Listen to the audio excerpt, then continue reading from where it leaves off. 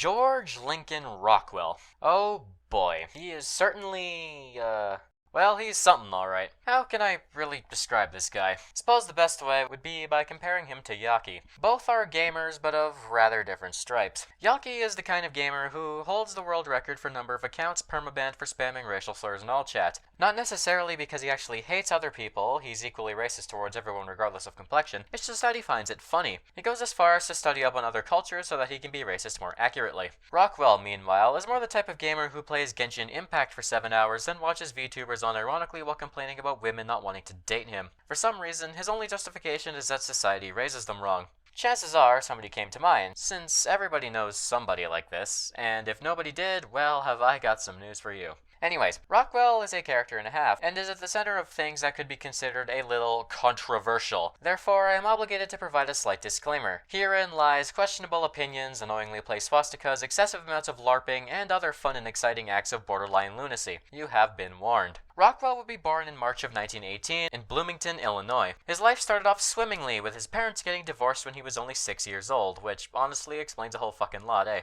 This meant that he divided his time between his parents, and as a result, likely didn't truly get as close to them as children of a normal family would. Despite this, he didn't seem to resent his parents at all, really, which is good, I guess. He would attend high school in Atlantic City, which gave birth to this absolutely beautiful fucking story about his first crush that I couldn't just not bring up. He ended up not actually graduating, so went to a high school in Maine for his extra year. When he was 17, he applied for Harvard, which was rejected, later getting accepted into Brown University in 1938. His time at Brown University was when, according to him himself, his eyes, began to open. It's where he started to not like communism and liberalism, to put it simply. He wouldn't end up finishing university, however, deciding to join the Navy because reasons. He ended up a pilot, finishing his training just in time for Japan to make a slight fuck-up. He would serve on several warships, mostly in reconnaissance and training roles, but his crewmates seemed to like him and he really liked being in the Navy, so he stuck around. He wasn't a full Nazi just yet and ended up marrying a girl named Judith Altman in 1943. He met her initially in 1938, and they dated throughout university. They would end up having 3 children, who do not matter, but the relationship was a bit shit. You see, Rockwell, as you know, was a gamer, and he therefore hated women. Well, he didn't hate them, but he had a very traditional view of them, and as a result didn't like them having things like rights and independent thoughts. So when Judith wasn't the trad wife he was expecting, he got a little heated. She was a very independent person, and this clash of views kinda doomed it from the start. They would divorce in 1953. Anyways, he would actually become a rather well-decorated serviceman by the end of WW2, and was demobilized with a great deal of respect at this point. After the war, he became an art hoe, apparently.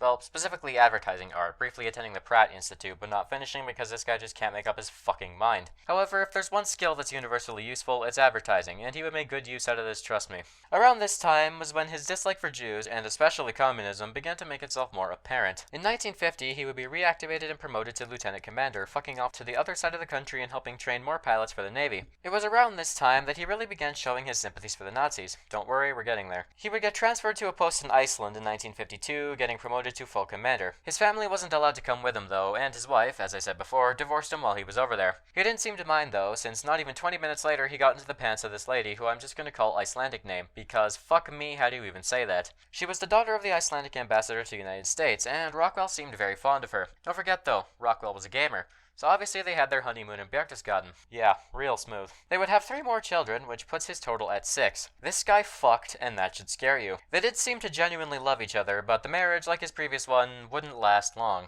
He returned to the US and moved to Washington, D.C., where he progressively radicalized himself further and further to the right of the spectrum, and he started getting very public about it. This had the unforeseen consequence of him being completely unable to hold a job or a stable income. His new in-laws were also getting a little uppity. They understandably were rather concerned about their daughter struggling financially, and also didn't want her married to a fucking Nazi. So they took her back to Iceland, and the two would divorce in 1959. Damn, this is a fucking roller coaster. He was a little bit upset about this, and promptly almost drank himself to death. Although, despite the setback, he tried to support his family if he could, which still makes him twice the man Lucky 10p could ever hope to be. At this point, the man would finally have his Joker moment. He stormed into the casino where the poker table of politics resided, snorted as many red pills as he could, sat his ass down, and said, "Fuck it, I'm all in." Compared to Yaki, Rockwell was very much your run-of-the-mill neo-Nazi. Where Yaki was considerably more out there with some of his views, Rockwell was not. He didn't like Jews, he didn't like communists, he didn't like anyone who wasn't white, notice the asterisk, we'll get there in a minute. He was surprisingly okay with religion, and oh my fucking god, the uniforms. When I said this guy LARPs, I was not kidding. Although I suppose Plus, Hitler wasn't around to abuse the copyright system, so he couldn't really stop him, eh? He was very much the predecessor to more modern groups, and all that was really left to do was to put it in writing. In 1959, he would found the excessively long name party, but he soon realized that this name was stupid, so it was renamed to the American Nazi Party. Real fucking subtle. He plopped the headquarters, which also happened to be his new house, in Arlington, Virginia, right across from DC because reasons, I guess. He ended up getting booted out of the Navy because having the guys that you thought you killed 2 decades ago in your military is a bad look. He was mildly disgruntled regarding this, and his protesting this decision led to a series of rallies and shenanigans that resulted in him taking a brief stay at an insane asylum. Almost all of his rallies and protests ended in some degree of violence, whether it was with police or counter-protesters or whoever he decided to pick a fight with that day. Hell, even most of his court time involved a shitload of brawls and other memery. Pretty much no group was safe, except for asterisk time, the black nationalism movement of all people. Yeah, Rockwell was a fan of these guys, primarily because they also supported racial segregation. He specifically got along very well with the Nation of Islam, which is just... yeah. This would lead to him co-opting the phrase black power, which he would turn into white power. So if you're ever wondering where that came from, it was Rockwell. For one final extra wait what moment, he also came to really not like the KKK. Sure, they wanted the same thing, but he believed that they were nothing more than an outdated organization that talked a big game for doing fuck all. He did all sorts of shit during his time in politics. He protested the Civil Rights Act, pretty much anything MLK did, drove a bus around the South with racist shit painted on the side to protest desegregation, started a really weird record label, denied the Holocaust, and just about whatever you can think of when you think American neo-Nazi. All of this while getting into fights and going through the legal system like a revolving door. He would run in a couple elections, but never won a particularly large number of votes. He had a very eventful decade, to say the least. However, as with his marriages, this wouldn't end particularly well. In early 1967, he would throw a guy named John Patler out of the party on the charge of Bolshevik leanings. Now, whether this guy was actually a full leftist is not explicitly known, so odds are Rockwell just didn't like being disagreed with. A few months later, when Rockwell was getting into his car in Arlington, Patler shot him several times, Rockwell dying on the scene. His parents, who were very much still alive at this point, initially wanted a small private burial in Maine, but the rest of his party were not having it, like the jackasses they were. So they got approval to give him a military burial, under the condition that nobody LARPed at the funeral. They broke this rule, and as a result, Rockwell would be secretly cremated the next day. He was 49 years old, receiving a rather fitting and somewhat ironic end for a person like him. Well, that was fun. Rockwell, as I said previously, was very much what you'd expect when talking about neo-Nazis. He was pretty much the father of the movement, after all.